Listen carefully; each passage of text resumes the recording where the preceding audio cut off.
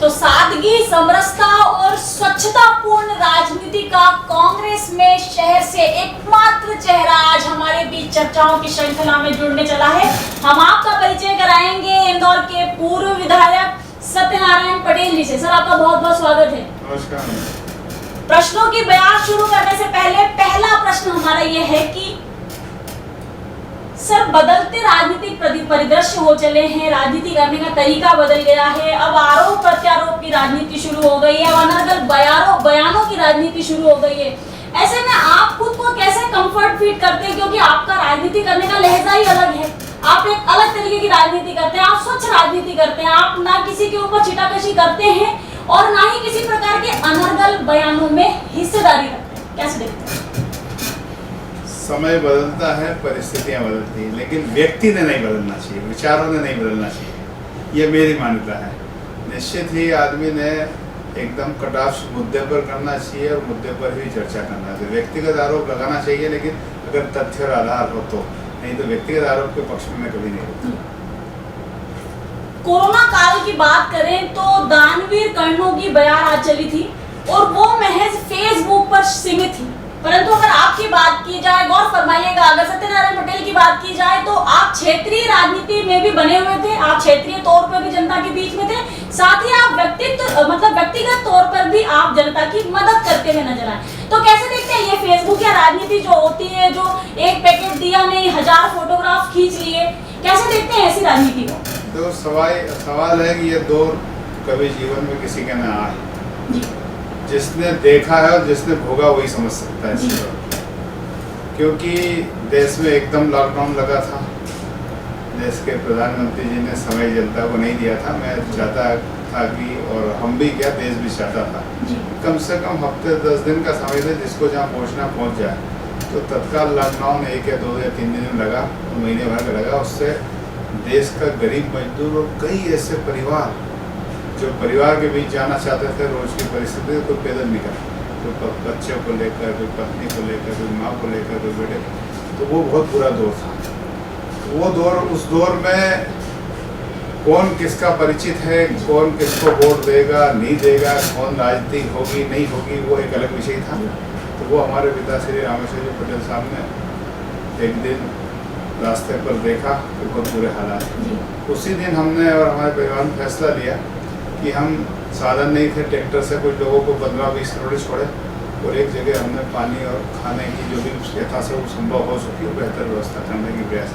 फिर हम आगे आए तो उसमें कई लोग भी आए। इंदौर शहर ऐसा है जिसमें कई समाजसेवी संस्था आई, कोई व्यक्ति आया, कोई गाँव वाले आए, हर आदमी ने इसमें जगह जगह कैंप लगाकर एक बहुत बड़ा योगदान, अपने स्तर पर योगदान, अपने स्तर पर, मतलब कहीं ना कहीं आपकी राजनीतिक महत्वाकांक्षाएं कहीं हावी नहीं हुई, आप एक सामाजिक सरोकार के लिए काम करते थे। मानविकता को देखकर आम आदमी आगे आया, हम भी आए, लेकिन हमारे साथ कई लोग भी आए।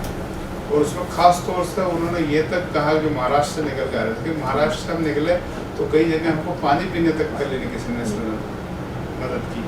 तो ऐसे कई परेशानी के दौर से जो देश गुजर रहा था, उस छोटे से महायज्ञ में हमने और हमारे साथियों ने और इंदौर शहर के कई ऐसे लोग हैं जो कि किसान हैं, मजदूर है, ग्रामीण, अपने स्तर पर हर आदमी ने इसमें मदद की। वो एक स्वागत ही होता है। कोरोना काल में लॉकडाउन के दौरान प्रशासनिक व्यवस्थाओं के बारे में आप क्या कहना चाहेंगे? और गौर फरमाने वाला विषय है कि क्राइसिस कमेटी जो गठित हुई थी उसमें आप जैसे लीडर शामिल क्यों नहीं थे? विपक्ष की अनुपस्थिति उसमें क्यों? महज जीते हुए विधायक ही क्यों? क्या आपका कोई राजनीतिक परिदृश्य नहीं है? क्या आप जनता से जुड़े हुए नहीं है? क्यों आपने इस बात को मुखर नहीं किया? इस विषय में हमने जिलाधीश से बात करने की कोशिश की और अन्य से भी बात करने, जिला प्रशासन से। हमारी बात को विपक्ष के रूप में इतना मत नहीं मिला। संगठन ने भी बात की थी हमारे, और उन्होंने यही कहा था कि जो जीते हुए MLA हैं उनको भी आप कुछ मदद करें, तो हारे हुए MLA जीते हुए पार्षद भी करें तो हारे हुए। और ये सवाल जीते और हारे पार्षद का नहीं था, बिल्कुल ये मानवीयता का मुद्दा था। जहाँ जरूरत है वहाँ अधिक से अधिक गरीब बस्ती में और मजदूर के बीच और मजबूर के बीच ये व्यवस्था सरकार ने करना थी, करने का पूरा प्रयास किया, लेकिन अंतिम छोर तक ये व्यवस्था में कमियां रही, इसमें राजनीति जरूर हुई, वो एक दुर्भाग्य हुआ। कैसे देखते हैं सत्यनारायण जी, सिंधिया के आप प्रगाढ़ समर्थक माने जाते रहे, कम शब्दों में बोला जाए तो आपके गॉडफादर कहे जाने लग गए थे ज्योतिरादित्य सिंधिया। आपका पिछला देपालपुर का टिकट ज्योतिरादित्य सिंधिया, वर्तमान में भी आपके लिए अंतिम छोर तक लड़ने वाले ज्योतिरादित्य सिंधिया। और वो सिंधिया तो भगवा में ही हो गए, भाजपा में चले गए। तो अब सत्यनारायण पटेल के मसीहा कौन? सवाल यह है कि सिंधिया जी से मेरे व्यक्तिगत संबंध थे, हैं, रहेंगे। सवाल विचारधारा का है। विचारधारा में परिवर्तन हुआ। सवाल यह है कि जब महाभारत में भी परिवार में युद्ध हुआ, तो उस समय भी अपने कर्तव्य के प्रति मेरे कर्तव्य के प्रति, कांग्रेस के प्रति जिम्मेदार हूँ। वो जिस दल में गए हैं वहाँ के लिए, वो कर्तव्य के लिए जिम्मेदार है। जब व्यक्तिगत बात आएगी तो आगे आपकी बात रखने के लिए कौन है? क्योंकि पहले दिग्विजय सिंह के अब कौन है आपके? वही बात कहना चाह रहा हूँ। तो महाभारत में हमेशा चाहे तुलसी भाई की बात हो, चाहे अन्य हमारे मित्र हैं, हमारे बड़े भाई के रूप में, लेकिन जब विचारधारा की बात आएगी तो महाभारत के रूप में वो उनका युद्ध लड़ेंगे, हम हमारे युद्ध। मतलब राजनीतिक संबंध अलग है, व्यक्तिगत संबंध अलग है। आप और हम बिल्कुल महाभारत के रूप में गीता का जो ज्ञान कृष्ण ने दिया उसका पालन करेंगे, और वही हमारा कर्तव्य, वही हमारी जिम्मेदारी। अब सवाल ये है कि हमारा गॉडफादर कौन होगा? तो कांग्रेस इतनी बड़ी संस्था है, देश आज़ादी से लेकर आज तक अपना इतिहास है, और उस संस्था में हमारे सबसे वरिष्ठ नेता कमलनाथ जी हैं, सबसे वरिष्ठ नेता दिग्विजय सिंह जी हैं। और ये सब मिलकर हमेशा मुझे सपोर्ट किया है, और सारी कांग्रेस ने किया, भविष्य में मुझे सपोर्ट किया। आपने जिस अति वरिष्ठ नेता का नाम लिया, माफ कीजिए, दिग्विजय सिंह को बहुत बड़ा जिम्मेदार ठहराया जाता है ज्योतिरादित्य सिंधिया के भगवामय होने के पीछे। तो क्या लगता है कि वो दिग्विजय सिंह आपको सपोर्ट करेंगे? और अगर कभी आपका स्वाभिमान टकराएगा तो क्या आप भी भाजपा में शामिल होंगे? तो मैं पहले भी कह चुका हूँ, आज फिर से दोबारा दोहरा रहा हूँ, मैं कांग्रेस में था, कांग्रेस में हूँ और कांग्रेस में रहूँगा। स्वाभिमान आपस में छोटे मोटे लोग टकराते हैं, लेकिन क्या प्रश्न है, मेरे दादाजी भी कांग्रेस में रहे, पिताजी भी कांग्रेस में रहे, मीडिया में जरूर चला था, आज जा रहे हैं, कल जा रहे हैं, आज जा रहे हैं, कल जा रहे हैं, ब्रेकिंग भी जरूर। तो मैंने ये कभी फैसला नहीं लिया था कि मैं बीजेपी जाएंगे। अनुमान लगाया जा रहा था ना, अनुमान पर बात हो रही थी, लेकिन मैंने फैसला, हाँ ये मैंने जरूर था, सिंधिया जी के पक्ष में इस्तीफा किया था। लेकिन वो इस्तीफा क्यों दिया था? तो मुझे उम्मीद थी कि राष्ट्रीय लेवल पर, प्रदेश लेवल पर ये मामला सुलझ जाए। जब 5-6-7 दिन बाद उन्होंने फैसला कर लिया, वो बीजेपी ज्वाइन हो गई, उसके बाद मैं जब से आज तक क्या बीजेपी में गया, कभी न जाना था, न कभी जाऊंगा, न मुझे न कोई पद की लालसा है, न पोस्ट की लालसा है। विचारधारा में अपनी है, और उस पर लड़ाई अपने संघर्ष से करना चाहिए। तो ना सम्मान का मोह है, ना पद की लालसा है, आपने स्वयं सुना है सत्यनारायण पटेल के मुख से। सत्य भाई, कैसे देखते हैं तुलसीराम सिलावट से भी आपके व्यक्तिगत पारिवारिक संबंध बेहतरीन रहे और जगजाहिर रहे, और ऐसे में अब तुलसीराम सिलावट, क्योंकि वो तो हो गए भाजपा के और लड़ रहे हैं चुनाव भाजपा से, आपके ऊपर दारोमदार है गुड्डू जी की सवारी करवाने की, तो क्या लगता है कैसे प्रेमचंद गुड्डू के लिए करेंगे प्रचार, और कैसे तुलसी भैया के सामने आप विरोधाभास प्रकट करेंगे? क्या चुनौतियां? देखो, ऐसा ही मैंने कहा ना कि पारिवारिक रिश्ते हैं, मेरे तुलसी भाई बड़े भाई हैं, उसमें किंतु परंतु वाली बात है। लेकिन जब विचारधारा की बात आएगी तो उनके सामने मैं खड़ा रहूँगा, हमारे सामने वो खड़े रहेंगे, और हम न्याय और अन्याय के खिलाफ लड़ेंगे। हम कांग्रेस के साथ खड़े रहेंगे, और कांग्रेस की हमारी मुख्य संस्था है, और उसमें हमारा उम्मीदवार गुड्डू भाई है, और हम पूरी तरह उनके साथ काम करेंगे। ये जो कर्ज माफी का जो लॉलीपॉप था, जो चुनाव के समय चला खूब, विधानसभा चुनाव के समय, चूंकि अब उपचुनाव की बयार है, तो क्या उपचुनाव में भी ये कर्ज माफी वाला दौर लगातार जारी रहेगा? क्या उसी पर केंद्रित रहेगा उपचुनाव भी कांग्रेस की तरफ से? देखो, कर्ज माफी की भी रहेगी, और भी तमाम मुद्दे और सारे जनता की अदालत में हम हमारी बात रखेंगे। तो जनता की अदालत में हम पूरी ताकत से रखेंगे, और मुझे पूरी उम्मीद है, पूरा भरोसा है कि ये सामेर विधानसभा और मालवा की, चाहे वो हाटपिपलिया हो, चाहे हमारी बगल की वो भट्टी गाँव वाली जो विधानसभा वो हो, चाहे वो मंदसौर की डंग वाली, ये हम सब कांग्रेस के पक्ष में। सत्यनारायण जी, समझिए ना कि सर्विस क्लास का, मिडिल क्लास का हमेशा से ये दर्द रहता है कि टैक्स तो भरते हैं वो, करते हैं वो, पर ये कर्ज माफी के नाम पर ये जो तरह तरह के प्रलोभन दिए जाते हैं सत्ता में आने के लिए, ये तो उनके साथ ठगी है ना। देखिए ना, कोई भी नेता, सुनिए ना, कोई भी नेता अपनी जेब से किसी की कर्ज माफी नहीं करता, ये आप भी जानते हैं। ये जनता से लिया और जनता तक ही पहुंचा दिया, ये वही वाली राजनीति और यही रणनीति हो जाती है। क्या कहना चाहेंगे, क्योंकि इसको लेकर के एक जो युवा पीढ़ी है जो अब तैयार हो रही है, जो अब वोट देने वाली है, ऐसे लोगों में इन चीजों को लेकर बहुत विरोधाभास है। मैं आपको इसका भी खुलासा करता हूँ। 11 महीने मैंने 15 महीने की सरकार रही, 3 महीने तो अच्छा सही टाइम चले गए, 1-2 महीने सरकार को गिरने और गिराना चले, 11 या 12 महीने की सरकार रही कांग्रेस की। कर्ज माफी के जो वादे किए थे पूरे करने का प्रयास किया, लेकिन इसमें मैं आपको बता दूं, मध्यम श्रेणी की बात अगर करें तो उसके लिए भी सरकार में बहुत बड़ा एजेंडा था जिसको इम्प्लीमेंट किया गया। 1 रुपये यूनिट बिजली दी गई।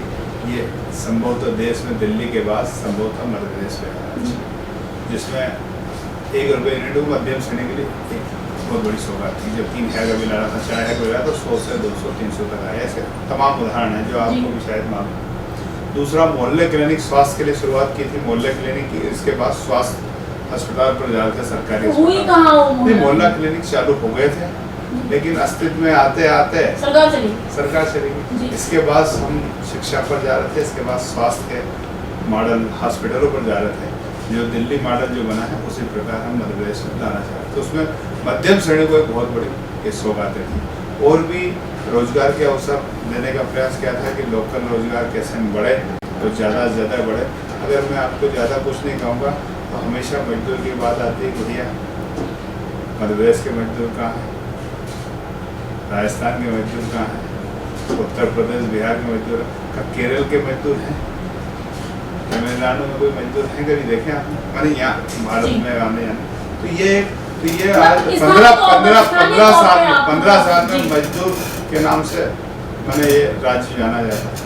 लेकिन हम ये चाहते थे कि ये राज्य मजदूर विहीन हो, क्योंकि हमारा नौजवान रोजगार में इतना मजबूत हो। वो पूरी श्रृंखला बनी थी, लेकिन वो प्रजातांत्रिक व्यवस्था में प्रजातंत्र की हत्या हुई, उसको हम पूरा नहीं कर पाए। आने वाले समय में हमारी सरकार कर्ज माफी की सवारी और प्रलोभनों की सवारी कांग्रेस की पुनः सत्ता में वापसी करवाती है नहीं, ये तो एक बहुत लंबा अंतराल है, बहुत लंबा समय है।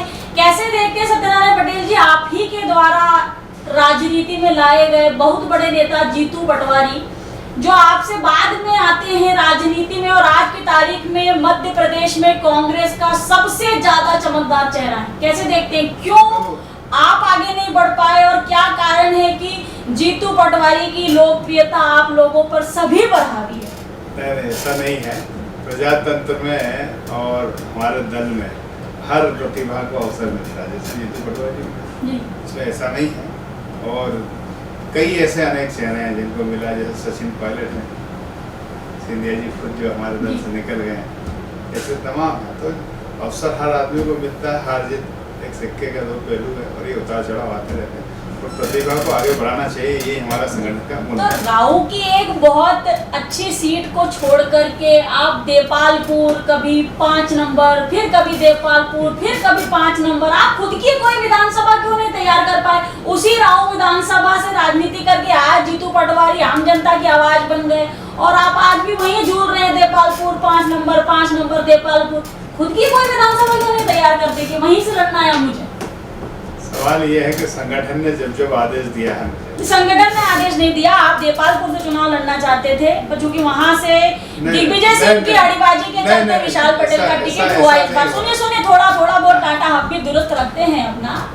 दर्शकों सुनिए, हुआ ये था कि दिग्विजय सिंह की अड़ीबाजी के चलते देपालपुर से विशाल पटेल का टिकट हुआ और उसी के तहत समझौता करना पड़ा सत्यनारायण पटेल को। खुले तौर पर मैं अपने चैनल के माध्यम से बोल रही हूँ कि समझौता करना पड़ा था सत्यनारायण पटेल को और वे देपालपुर से 5 नंबर की तरफ रवाना किए गए थे। क्या कहना चाहेंगे? सवाल है कि हमारा संगठन सर्वप्रिय है, सबसे महत्वपूर्ण, जहाँ निर्देश देगा वहाँ हम जाएंगे। फिर सबसे पहले मैंने आपको नहीं मालूम 97 में शायद आंकड़ा हो रहा हूँ, शायद 97 में उपचुनाव हुआ था देपाल। उस समय मैं जिला पंचायत अध्यक्ष था। जब मैंने माँ से मांगा था तो पार्टी ने माँ देने के बाद फिर तत्काल चेंज कर दिया। फिर आम चुनाव हुए 1 साल बाद, तो मुझे 5 नंबर दिया। मऊ बोला था, मऊ से 5 दिया मैंने, वो स्वीकारा, 5 से मैं जीत कर गया। और फिर ऐसा तत्काल निर्णय हुआ हाईकमान का 24 घंटे पहले कि आपको अब दीपापुर ही जाना होगा। तो दीपापुर गया, वहाँ भी मैं MLA रहा, एक आध बार हारा भी सुना। और वहाँ से बन के इस बार मैंने वहाँ तैयारी की थी पूरी। पार्टी का निर्णय 24 घंटे पहले हुआ। कांग्रेस में प्रयोगों की जो बोल सकते हैं शाला एकमात्र आप ही है कि कभी देखभाल में भेज दीजिए, कभी 5 नंबर भेज दीजिए, सारे प्रयोग आप ही के साथ क्यों होते हैं? जीतू पटवारी को क्यों नहीं बोला जाता कि जाइए मऊ से चुनाव लड़ लीजिए, 5 नंबर पे लड़ लीजिए? विशाल पटेल खुद क्यों देपालपुरी गए? वो राऊ से चुनाव लड़ लेते, वो भी तो राऊ के नेता है, जन्म है उनका राऊ से। और भी तमाम नेता है, अश्विन जोशी अपनी विधानसभा नहीं छोड़ते, संजय शुक्ला स्वयं 1 नंबर छोड़कर के किसी दूसरी विधानसभा में इंटरेस्ट नहीं रखते। आप ही के साथ ऐसे प्रयोग क्यों होते हैं? ये पार्टी इस लायक समझती है कि भाई हर जगह जहाँ संघर्ष हो और जहाँ सामने संघर्ष को चुनौती देना, वहाँ मैं तैयार रहा, हमारा परिवार हमेशा तैयार रहा। ठीक है, कह दिए ऐसे जवाबों में आप सवालों से तो बच गए। कैसे देखते हैं विशाल पटेल के परिवार के साथ जो वर्तमान में विधायक हैं देपालपुर के, जो पारिवारिक द्वंद्व आप लोगों के बीच में रहा, वो जग जाहिर भी 1 बार नहीं 2 बार नहीं कई बार बार होता रहा उजागर, उसी का कहीं ना कहीं परिणाम आपको झेलना पड़ा कि आपको देपालपुर मिस करके 5 नंबर आना पड़ा। तो क्यों कभी ये कोशिश नहीं की गई कि पारिवारिक मतभेदों को दूर कर करके राजनीतिक सरोकार और जनता के सरोकार के लिए आपस में सामंजस्य बिठाया जाए? पहले तो एक बार बता दूं कि गलतफहमी भी दूर करते हैं, हमारा पारिवारिक संबंध कुछ नहीं निजी, क्योंकि हमारे पूरी फैमिली एकदम अलग है। ये एक कंफ्यूजन है कि पटेल नहीं, पारिवारिक द्वंद्व मतलब पारिवारिक मतभेदता आप लोगों के, उनके परिवार और आपके परिवार के बीच में किसी प्रकार का कोई पारिवारिक बने हमारे लंबे समय से चलता है। परिवार से हमसे अटैच नहीं जी, दूर की रिश्तेदारी जरूर है, लेकिन परिवार डायरेक्ट नहीं है। परिवार हमारा एकदम अलग है। मेरे पिताजी और हमारे दादाजी भी अकेले रहे और हम और मैं 2 भाई, मैंने पूरा परिवार फैमिली एकदम अलग है। तो मतभेद तो राजनीतिक में हमें राजनीतिक कांग्रेस में हर परिवार में छोटा मोटा होता ही रहता है, इसका कोई वो। परंतु ये मतभेद आप देखिए ना, अब जग जाहिर होने लग गया है, आपको उसका भुगतान करना पड़ रहा है, अपनी विधानसभा छोड़नी पड़ रही है। कल को कोई नया नेता आके बोलेगा मुझे 5 नंबर से लड़ना है, तो आपको वहां से बेटा कहीं और भेज दिया जाए। तो आप इतना ज्यादा समझौता क्यों करते हैं राजनीति में? सवाल वही का वही है, जवाब आप भटकते जा रहे हैं।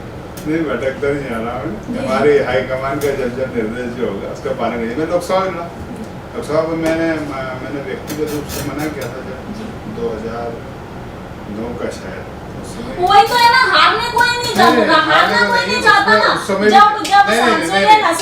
जब सांसद चुनाव की बारी आई, अपने दर्शकों को बता दें कि जब अपनी राजनीतिक हत्याएं करवानी होती है तो पंकज संघवी को आगे कर दिया जाता है। जब मालूम होता है कि चुनाव जीतना बहुत मुश्किल है और ग्राउंड पे उस लेवल की मेहनत भी नहीं की जाती कांग्रेस के साथियों के द्वारा, तो पंकज संघवी निकलते हैं, सांसद चुनाव लड़ते हैं और रिजल्ट क्या होता है आपके सामने है। आपके साथ भी उसी प्रकार का प्रयोग होता है। आप जानते हैं कि आप वो चुनाव नहीं जीत पाएंगे, बावजूद उसके आप स्वयं की राजनीतिक हत्या करवाते हैं और वो चुनाव लड़ते हैं। नहीं, वो चुनाव में इंदौर की जनता ने मुझे बहुत बड़ा साथ दिया था, ऐसा नहीं है। ठीक है, हार जीत एक अलग बात है। इंदौर जैसी भारतीय जनता पार्टी के गढ़ में शायद 8, 10, 11 हज़ार से में लोकसभा हारा था, ऐसा भी नहीं। लेकिन ये उतार चढ़ाव आते रहते हैं, ऐसा कहना भी गलत है। लेकिन जनता ने बहुत साथ दिया था, परिवर्तन उतार चढ़ाव। ठीक है, कैसे देखते हैं अब चूंकि राम जी की चर्चा होने वाली है, सत्यनारायण पटेल जी खूब सुंदर कांड किए इन्होंने, आपको बता दें। कैसे देखते हैं जिस राम के अस्तित्व पर आज से नहीं, कल से नहीं, सालों साल से, वर्षों वर्षों से जो कांग्रेस अस्तित्व पर प्रश्न उठाती रही, संदेह करती रही, जिस कांग्रेस पार्टी के नेता वकील बन करके राम जी की खिलाफत के तौर पर वकालत करते रहे सुप्रीम कोर्ट में, आज वो कांग्रेस जब उपचुनाव आता है तो महज मध्य प्रदेश में ही इतने सुंदरकांड क्यों?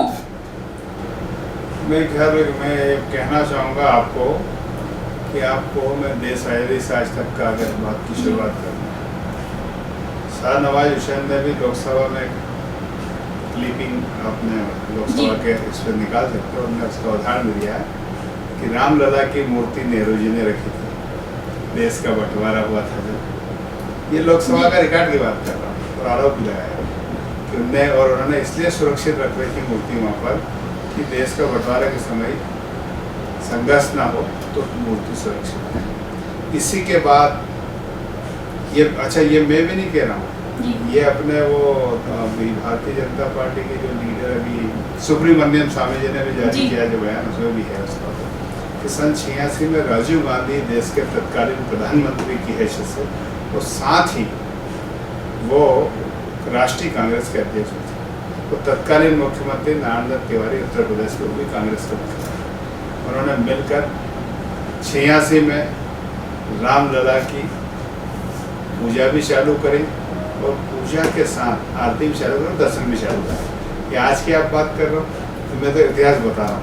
89 में उन्होंने देश में रामराज लाने की बात की थी और सेकंड पंचायती राज लाने की बात थी। उसमें सब देशव्यापी अगर दौरा प्रधानमंत्री के रूप में राजीव गांधी ने किया था, सबसे पहले दौरे की शुरुआत अगर की थी अयोध्या से की थी, अयोध्या से की थी। सुनिए ना, अरे यात्राएं की अच्छी बात है, इतने सालों तक सत्ता में रहे और एक मंदिर का न्याय नहीं करवा पाए, कभी प्रयास ही नहीं किया ना। देखिए ना, कभी प्रयास नहीं, ये गलत बात, ये बिल्कुल गलत बात, कभी उस स्तर पर प्रयास ही नहीं किया गया। ये गलत बात, ये जनता का आरोप है, ये कोई किसी मीडिया संस्थान या मेरा या व्यक्तिगत प्रियंका पांडे का आरोप नहीं है। मैं तो आंकड़े और रिकॉर्ड की बात कर रहा हूँ, आंकड़े और रिकॉर्ड। ऐसे कई रिकॉर्ड हैं जिसमें प्रियंका गांधी बोलती है कि राम सेतु जैसी कोई चीज नहीं है। ऐसे सैकड़ों उदाहरण है जिसमें यह बोला जाता है कि सीता एक काल्पनिक किरदार है। ऐसे हजारों उदाहरण है जिसमें यह बोला जाता है कि राम और रावण के बीच कभी कोई युद्ध हुआ ही नहीं। मैम ये कहना अलग चीज है, नहीं ये तो बयान है ना। मैं कह रहा हूँ आपको, मैं आपको बड़े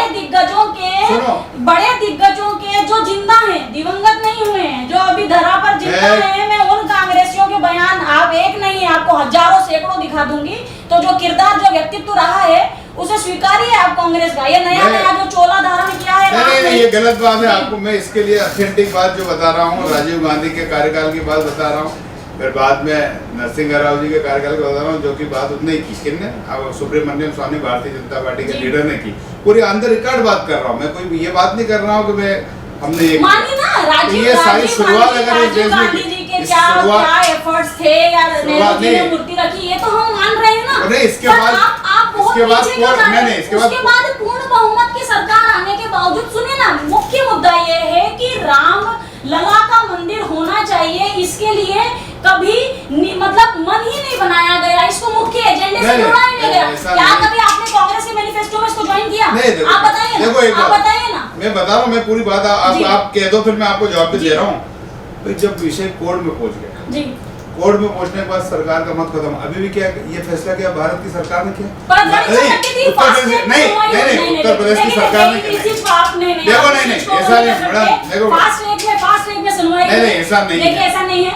और मेरी बात आप पहले आप बात कर लो, फिर मैं आपको जवाब दूंगा। जवाब भी तो सुनो आप। सुनिए ना, फास्ट ट्रैक में सुनवाई होती है लगातार। भारतीय जनता पार्टी आज से नहीं, बहुत पहले से, अटल जी के समय से ये बोलते आ रही थी कि अगर पूर्ण बहुमत की सरकार होगी भारतीय जनता पार्टी की, तो रामलला का मंदिर और धारा 370 दो प्रमुख मुद्दे आज से नहीं, सत्यनारायण जी बहुत पुराने समय से चल रहे थे।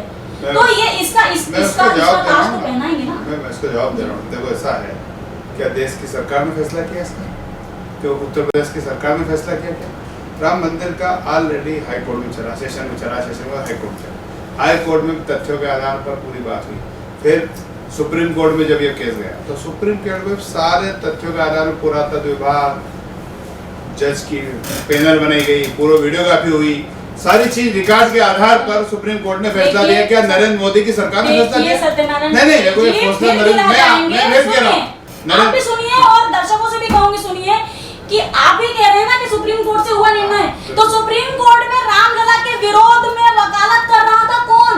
देखो वकालत कोई व्यक्ति कर सकता है, तो सुनो वो कांग्रेस का थप्पा है ना उनके सर पे। सुनो हो सकता है कोई वकील अगर मान लो यहाँ 1000-2000 वकील इंदौर में है, अगर किसी केस की वो पैरवी कांग्रेस का हो, बीजेपी को, उससे हमको क्या लेना देना, कोई वो अलग विषय है। लेकिन वही कोई कांग्रेसी की अगर बात करेंगे तो एक आध ने कोई ने विरोध किया हो तो उसका मैं स्वीकार नहीं कर पाऊंगा, क्योंकि वो क्या लाते, उसका धंधा है, उसने क्या किया। अरे सर आप मानिए ना सत्यनारायण जी, कई सारे ऐसे वीडियो, कई सारे ऐसे बयान है जिसमें ये बोला जाता था कि अगर रामलला का मंदिर बनता है, अगर वहाँ रामलला स्थापित होते हैं तो क्रांति आ जाएगी, भूचाल आ जाएगा, लोकतंत्र की हत्या हो जाएगी और पता नहीं कौन सा बवंडर छा जाएगा हिंदुस्तान में। मैं एक बात, यही देश में, इसी देश में वही 125 करोड़ जनता ने जी सुप्रीम कोर्ट का जब फैसला आया जी तो पूरे देश के, चाहे हिंदू हो, चाहे मुस्लिम हो, चाहे सिख हो, चाहे ईसाई,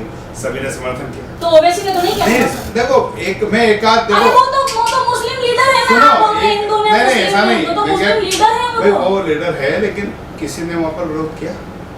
भाई जो बात है सुप्रीम कोर्ट के फैसले के बाद पूरे देश के लोगों ने समर्थन किया। ये बात को अगर आपको ऐसा होता स्वीकारना तो पड़ेगा। याचिका ही नहीं लगती ना सर, दोबारा देखो याचिका, या- पुनर्विचार याचिकाएं क्यों लगाई जा देखो रही, ये- कौन लगा रहा है? ये- आप ये- में से, हम में से कोई लगा रहा है ना। देखो ये तो ऐसा है, अंतिम समय तक आदमी न्याय प्रक्रिया में अपनी लड़ाई लड़ता है, फैसला तथ्यों के आधार पर होता है, उस पर हुआ। चलिए ठीक और है, पूरे आप अनंत है, पूरे इस पर देश ने चर्चा स्वीकार करने किया। बैठेंगे तो बहुत लंबी पूरे चर्चा हो देश ने जाएगी। स्वीकार किया। महत्वपूर्ण प्रश्न पूछना चाहेंगे, क्योंकि चलिए ठीक है, मध्य प्रदेश में तो आपने एक राममयी आचरण का चोला ओढ़ा, बहुत अच्छा किया।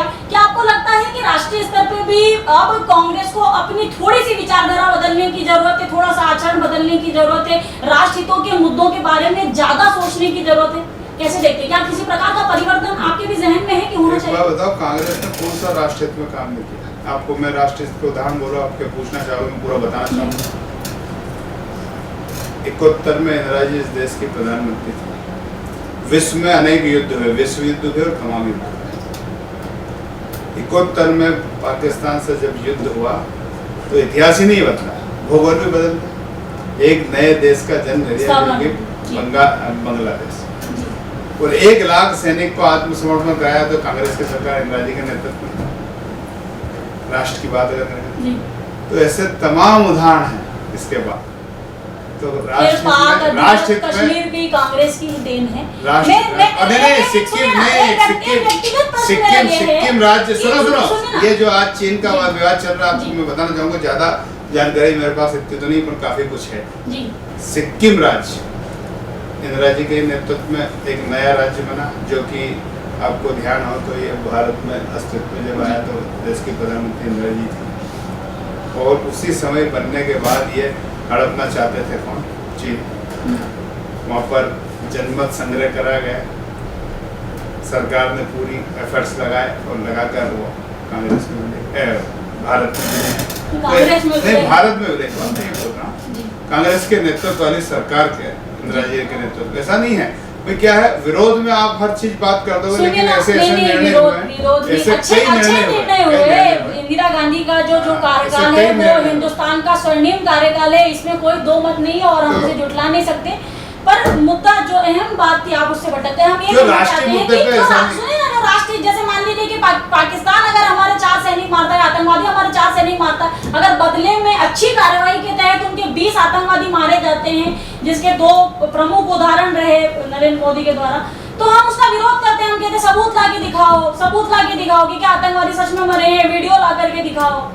इस प्रकार की बातों से, सुनिए ना, इस प्रकार की बातों से जो वर्तमान परिपेक्ष का जो युवा है, वर्तमान दौर का जो वोटर है आपका, जिससे आपको मतलब है, जिससे आप सीधा सरोकार रखते हैं, उसके दिमाग में कहीं ना कहीं ये ख्याल आता है कि अरे तो देश विरोधी है। ये कहना बिल्कुल गलत है। देश विरोधी अगर होते तो 71 का वार पाकिस्तान के 2 टुकड़े कर दिए, क्या है वो टुकड़े उनके आर्थिक, नहीं देखो ऐसा नहीं है, आप ये गलत है। ये सिर्फ आपने, सुनिए ना, आज के समय की बात, मैं आज की बात कर रहा हूँ, आज की कर रहा हूँ। अगर मान लो कोई भारत की सेना अगर कार्रवाई करती है तो स्वागत ही होगा, और हमेशा स्वागत किया। कांग्रेस ने क्या देश के आम नागरिक, सबूत मांग के तो हम उनके साथ उनका अपमान ही कर रहे हैं ना। देखिए ना, आप कर रहे हैं कि नहीं कर रहे, बताइए ना। अगर हम सेना से सबूत मांगते हैं तो ये एक प्रकार का अपमान है। आप पल्ला झाड़ रहे हैं, खैर वो अलग बात है। इंदौर पे वापस आती हूँ मैं। निगम चुनाव के बारे में क्या कहना चाहेंगे? बहुत बड़ा प्रश्न है, क्योंकि आरक्षण हो चला है और तमाम जिज्ञासाएं हैं लोगों की, और आपके कार्यकर्ताओं की महत्वाकांक्षाएं भी हैं। 5 नंबर विधानसभा की बात कर रही हूँ, तो 5 नंबर के लिए पहले तो आपका क्या एजेंडा है? किन लोगों को आप प्रत्याशी बनाना चाहते हैं, सक्रियता के आधार पर या राजनीतिक कद के आधार पर? और दूसरा, ऐसा कौन सा मापदंड होगा जिसके चलते इंदौर नगर निगम में कांग्रेस की फिर से वापसी हो सके? तो वो सवाल अभी प्रदेश में उपचुनाव होना, वो होंगे। इसके बाद हमारी पार्टी संगठन लेवल पर पॉलिसी बनेगी। पॉलिसी ये बनेगी कौन सा उम्मीदवार की चयन प्रक्रिया कैसे होगी, क्या होगी, इसके बाद इसका प्रोसेस होगा।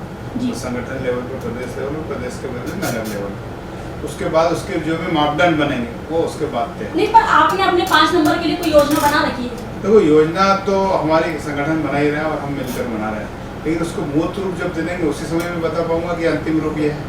नहीं, एक व्यक्तिगत विचारधारा होती है ना, क्योंकि आप 1.5 साल से बोला जा सकता है 5 नंबर विधानसभा में, अब आप सक्रिय हैं नए तौर पर, वापस से पुरानी आपकी विधानसभा रही भी है, आप नए पुराने सभी कार्यकर्ताओं से रूबरू भी होते रहे हैं, उनसे जुड़े हुए हैं, जानते हैं कि कौन कितना सक्रिय है। तो क्या सक्रियता के आधार पर, वही प्रश्न है, क्या सक्रियता के आधार पर प्रत्याशियों का चयन होगा या फिर ये हवाई पैराशूट हो जाएगा कि सामान्य सीटों पे भी पिछड़ा वर्ग चुनाव लड़ लेगा, पिछड़े वर्ग में कोई और चुनाव लड़ लेगा, क्या ऐसा कुछ योजना? नहीं, ऐसा पूरी पॉलिसी, इसी बात पर कह रहा हूँ, ये सारी पॉलिसी प्रदेश अध्यक्ष और कमेटी बनेगी, उसको तय करेंगे, और वही जो पॉलिसी देंगे हम शहर अध्यक्ष जी को, और शहर की एक कमेटी बनेगी, उसी पॉलिसी के आधार पर फैसला होगा और बेहतर फैसला होगा। अंतिम और मुख्य प्रश्न पूछना चाहेंगे, आपका अगला लक्ष्य क्या?